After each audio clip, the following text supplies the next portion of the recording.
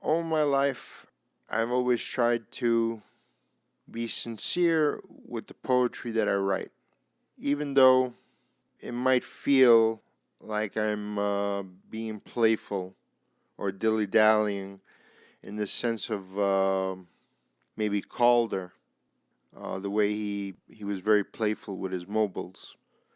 Is that what you call them, mobiles? Yes. Yeah. I was being sincere, I hope, most of the time, choosing the right word. What's the opposite of being sincere? The opposite of being sincere would be pulling the wool over one's eyes, which is your reader's eyes.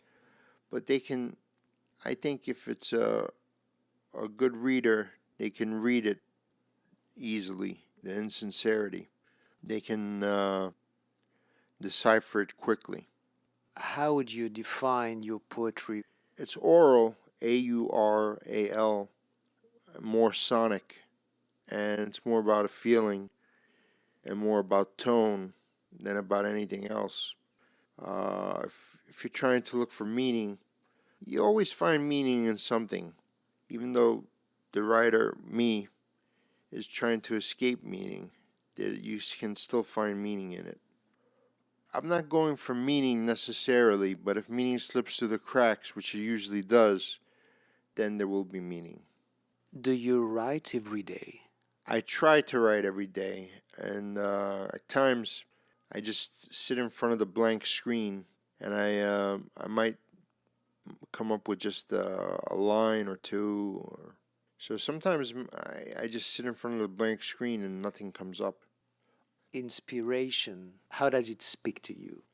The main thing that inspires me are the connections of words, how they sound together. And a lot of the titles of my poems are arbitrary to the poem itself, but I do work from the title. I gather like an energy, a vibe from the title. I work from the title itself, and I work in the other direction. Usually, a lot of writers say they write the poem first and then they get the title, but I usually get the title first and then I write the poem. Do you have a ritual to start writing? The ritual has always been where I take down words from what I've read and phrases I've heard from people in bars, walking around, that sound interesting to me. And what I do is, at the end of the day, I write it down on the laptop. And then in the morning, maybe after a few days, I'll pump out a poem based on these words and phrases that I've heard. It'll be like a collage of a poem. Do you need silence? Usually I write at 5 in the morning where everybody's sleeping. There's nothing disturbing me as I'm writing. I'm focusing on the words and the collage of the poem. The only time I can have so-called disturbances, which are like a white noise, I call them, is when I'm reading. I could have the blaring of the air conditioner or the radio on, is when I'm reading a book or lying down to sleep. It offers company because I live alone mostly. What do you feel while writing? While I'm writing, I have no preconceived notion of where I'm going with it. I feel as if I'm going down a river and I don't know if I'm going to hit a rock or what. I don't know if I'm going to hit a waterfall and then hit another river or just hit a lake and just end it. I usually know that I wanna go as far as about 20 to 26 lines.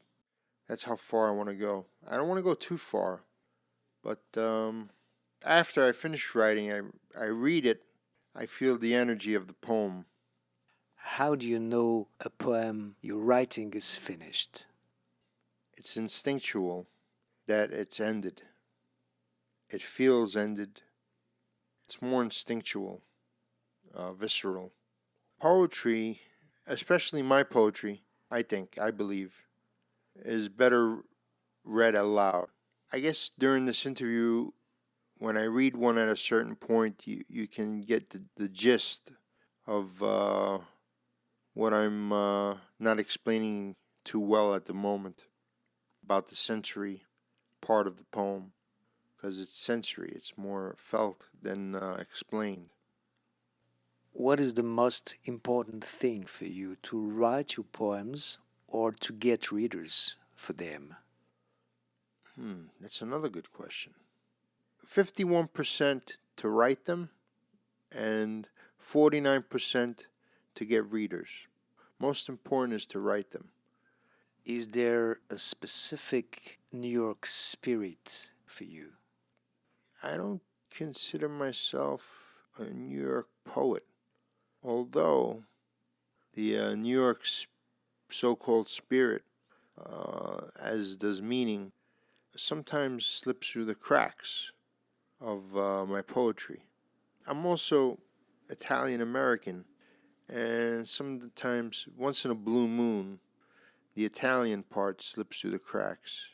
You know, I mean, I use French phrases. I try to take from all over the world. So I would say I'm maybe a worldly poet. I'm going to leave for 5 minutes. Feel free to add what you want to add to the interview. So whomever is listening, I am going to read 2 poems to end the interview. It's from my book, Ways. This is called Beloved Ballad. My marasmus has me bray the twilight moon into an off-white powder one could snort, but could get no effect, save the calcification on the point where the bridge of one's nose is near one's third eye. One doesn't snort moon dust, it doesn't get one high, makes one sneeze powerfully into the dryer where clothes are drenched, and one laughs at oneself saying bullocks. A florid steam bath leads the way to no material witness during love-making. You can attest to supernal dealings that delude and make you buckle under the weight of the whirl. That might do you some good, or else there's a bucket where you could vomit and feel better afterwards. Renounce strictures now as you remember hands whacked by the teacher's oaken stick. Swinging from a gibbet, you have less and less to worry about, with the slow cutoff of air as your face turns blue, then purple, then stiff. And this last one I will read is called Nameless. Cyborg rides a gargoyle, bas-relief sculpture that, of course, doesn't move, proves that all vibrations are mutual. Pomposity under ginkgos flusters hotties behind shoji screens. Silhouettes are graceful. I want to move, but you are overcritical, so I can only stay still and wait for crowds to come out of the tea house in a procession before I enter to sit down alone and fresh. Drew a crevice with a space pen on parchment, engrossed by the trickle of half-light that enters the sanctuary through a tiny crack in the wall up above. I got good marks on ideograms, which I also drew at the request of my betters, to disabuse by distracting them on their effrontery toward me. Dipper full of barley soup with mushrooms abloom.